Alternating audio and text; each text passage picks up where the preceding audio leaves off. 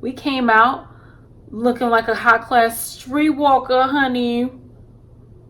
Listen long enough if you can love me.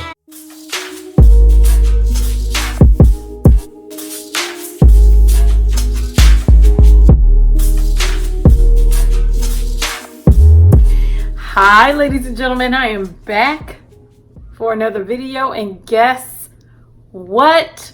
It is Synthetic Saturday. Y'all thought it was Wine and Wigs Wednesday. It's not, because I've been uploading late. Anyway, let's go ahead and get into this wig. Now, this wig right here was sent to me from Hairspells. I've done a review for them before, and they're basically a synthetic wig company where you can find some really fun, I guess, cosplay. They have your everyday wigs, they have your fun wigs, they have your colorful wigs. This wig is called the SBOB04. It's the 1B613 synthetic bob wig. So the roots are supposed to be like a 1B, and then the hair itself is a 613 color. The 1B, I don't really know if it's a 1B because it has a little bit more of a grayish tone. I feel like a 1B is more of a natural brown, and I don't know if that's what she's giving me. This wig is a bob wig, but it doesn't really look like the picture, but the picture on here doesn't really show what it actually looks like because it's a really long angle bob. So it comes just like with this curl underneath. It just looked like you wearing like a synthetic wig. That basic curl is not for me. But the great thing about Hairspells wigs is that you can flat iron it. And I noticed that once I straighten it, it took a little bit of that synthetic sheen away. It feels more realistic, less silky and more yucky. So this wig only comes in 12 inches. There's only one cap size with this wig, and it's a little bit large, but once I pull the straps in, it fits perfectly. The cap comes with 4 combs and adjustable straps at the back. The lace on this wig is very, very soft. It's not like your typical synthetic wigs. The lace is actually as soft as human hair wigs. But let me show y'all what the back looks like.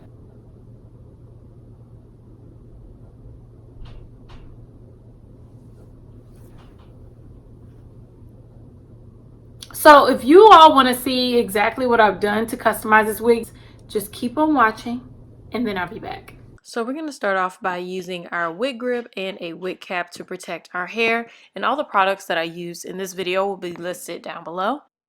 I'm just going to go ahead and try on the wig, see how she fits, see what works for my head shape, and I wanted to just pop her off my head and comb her through to go ahead and get started on chopping off that lace.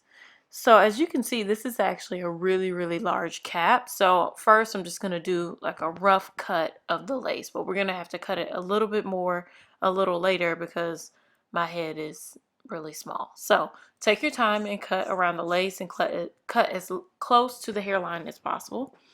And now I'm just going to go ahead and cut off the excess hair on the bottom. Even though I do like this bob style, it doesn't really fit my face, so I wanted to make it a little bit shorter, which makes it look a little bit more realistic on me. So I'm just going to go ahead and cut off those ends. Synthetic hair is really tough to cut, so take your time, girl. Take your time.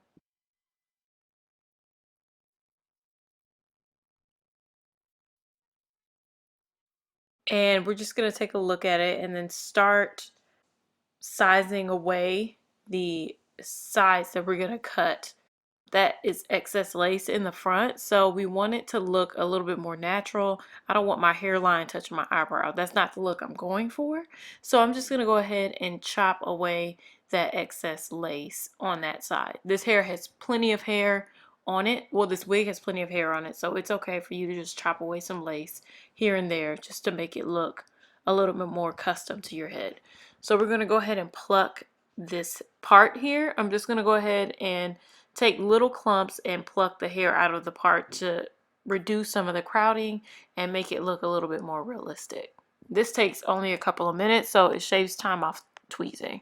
We're also going to use the L'Oreal Magic Root Cover Up. I used the one in light golden brown, and I'm just going to go ahead and spray it on the wig cap to tint the lace so it fits my skin tone, because this lace is a little bit light. So now that we're placing it on our head, we get to actually style the wig.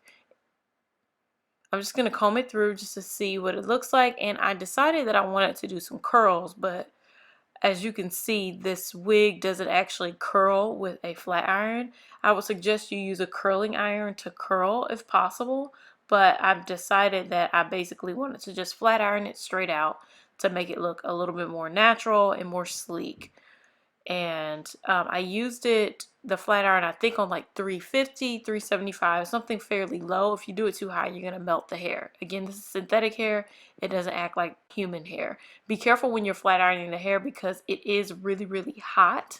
The fibers of the hair, since it is synthetic, it takes on the heat, so you can end up burning yourself with the hair. So take your time.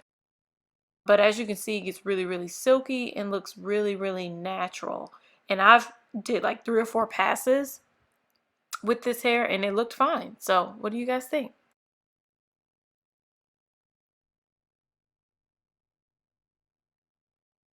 What do y'all think about this wig? What would you have done to make her more you? Would you curled it? Would you have bumped it? Do you like the long angles? Y'all let me know what y'all would have done, because this is how it works for me. So all in all, I really do like this wig. I think people think synthetic wigs are shake and go. I don't think any wig is like that. Even the cheapest wig can look more realistic if you were to just customize it to your face. If y'all want to check out Hairspells, please click the link down below. Check out their website, and if you have any questions, leave them down below as well. I love you all, and I will see you in my next video. Bye.